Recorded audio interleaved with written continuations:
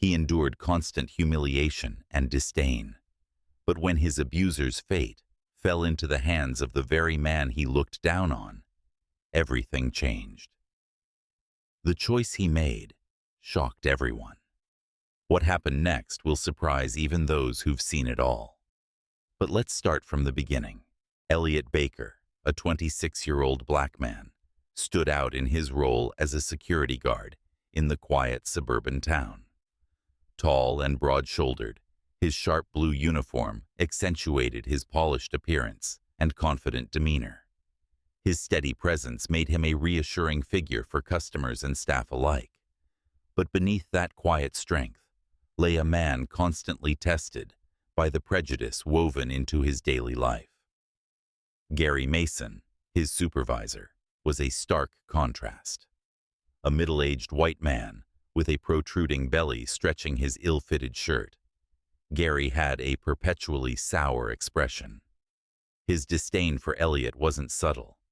It dripped from every condescending remark and every unfair critique.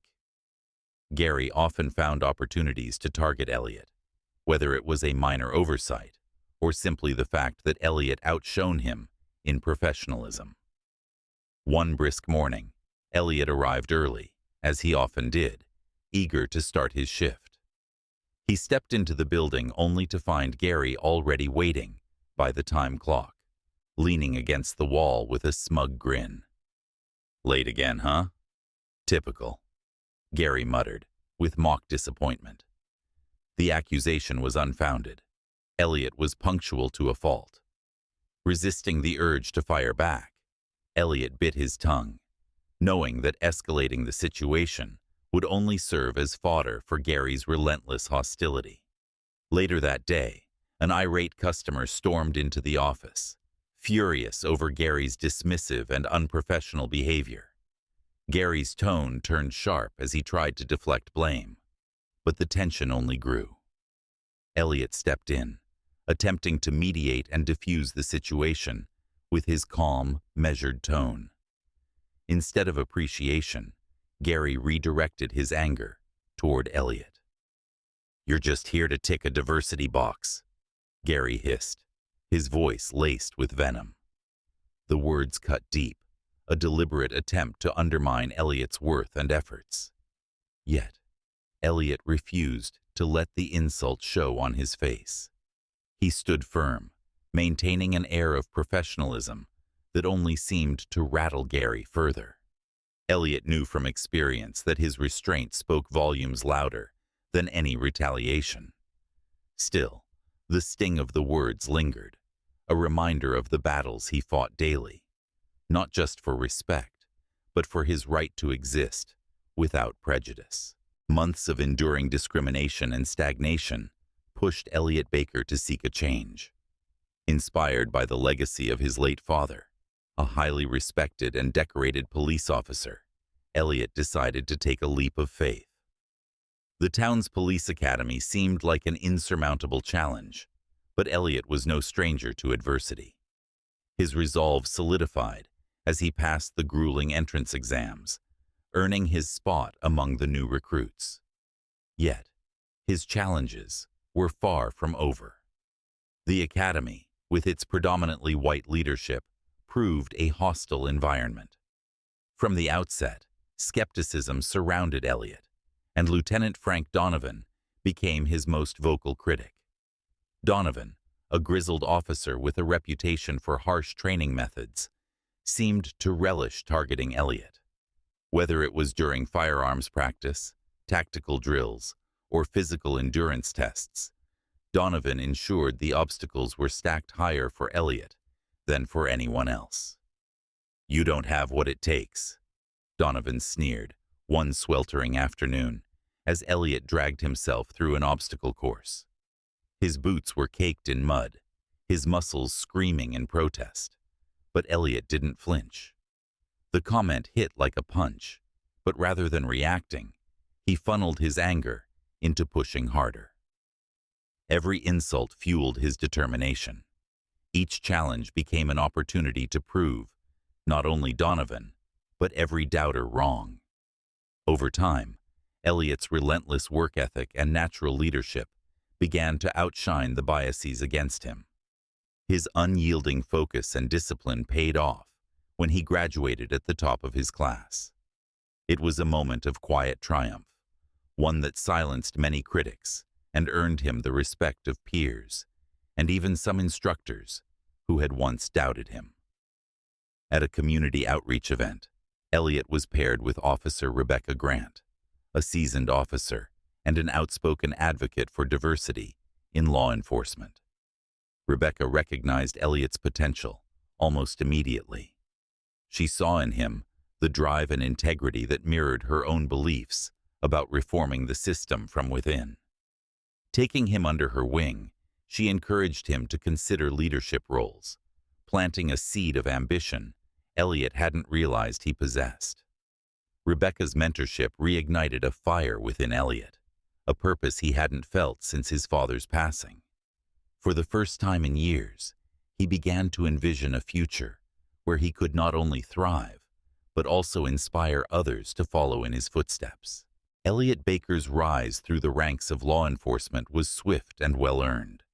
His sharp intellect, calm demeanor, and empathetic approach to policing not only gained him the respect of his colleagues, but also endeared him to the community. Elliot's leadership style, rooted in fairness and understanding, stood out in a system that often favored authority over empathy. As a sergeant, he worked tirelessly to bridge gaps between law enforcement and the community, becoming a role model for others. Meanwhile, Gary Mason remained stuck in his old job as a security supervisor. The bitterness of watching Elliot's success while his own life stagnated consumed him. Gary's frustrations boiled over one fateful day at the shopping mall. A black teenager had wandered into a restricted area by mistake, and Gary, seizing the opportunity to assert his authority, berated the boy with insults that quickly turned racial. Shoppers pulled out their phones, capturing the incident as it unfolded. The video, showing Gary's unprofessional and hateful behavior, went viral, sparking outrage both locally and beyond. When the case was brought to the police, Elliot, now a sergeant, was assigned to lead the investigation. The irony was not lost on him. Sitting across from Gary during the interrogation, Elliot felt a complex wave of emotions: satisfaction at finally holding Gary accountable, but also pity for a man whose arrogance and prejudice had led to his downfall. Gary, once so smug and dismissive, now looked deflated, a shadow of his former self.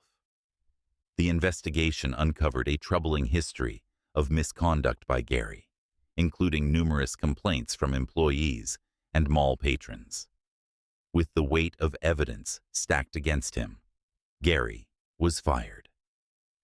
The community hailed the decision as a victory for justice, and many pointed to Elliot as the symbol of change they had longed for. When asked about the case by reporters, Elliot remained composed and humble. "Accountability isn't about revenge," he said firmly. "It's about ensuring everyone is treated fairly, no matter who they are." His words resonated deeply, cementing his reputation as a principled leader, committed to justice over personal grudges. A year after Elliot Baker's triumph in leading a high-profile investigation, he achieved a historic milestone. He was promoted to captain, becoming the first black officer to hold the position in the town's history. His appointment signaled a transformative shift within the police department and the community. Elliot, always driven by his father's legacy and his own principles, saw this as an opportunity to enact meaningful change. Under Elliot's leadership, the department implemented sweeping reforms aimed at fostering community trust and improving transparency. He prioritized programs that bridged the gap between law enforcement and marginalized communities, including youth mentorship initiatives, bias training for officers, and regular town hall meetings where residents could voice their concerns. Elliot's hands-on approach and genuine commitment to dialogue made him a respected figure in a town that had long grappled with tension and mistrust. Meanwhile, Gary Mason's life had unraveled. Fired from his job and ostracized by his community, Gary lived in the shadow of his past actions.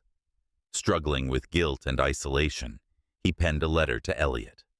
In it, he admitted his wrongdoings, apologized for the harm he had caused, and asked for forgiveness.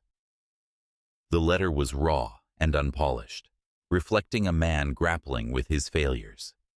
Elliot chose not to respond directly, but instead addressed the broader theme of redemption in a public statement. "People can change if they're willing to confront their biases," he said during a press conference. "The real victory isn't in dwelling on past mistakes, but in moving forward together. Growth is possible for everyone, and when it happens, it lifts us all." Months later, Elliot stood before a crowd at a community awards ceremony, the spotlight illuminating his calm yet determined expression. As he accepted an award, recognizing his leadership and service, Elliot reflected on his journey. From enduring daily discrimination to becoming a catalyst for change, his path had been anything but easy. Yet, it was precisely those struggles that had shaped him into the leader he was today. In his heart, he knew the real victory wasn't just his own. It was in the lives he had inspired and the barriers he had helped dismantle.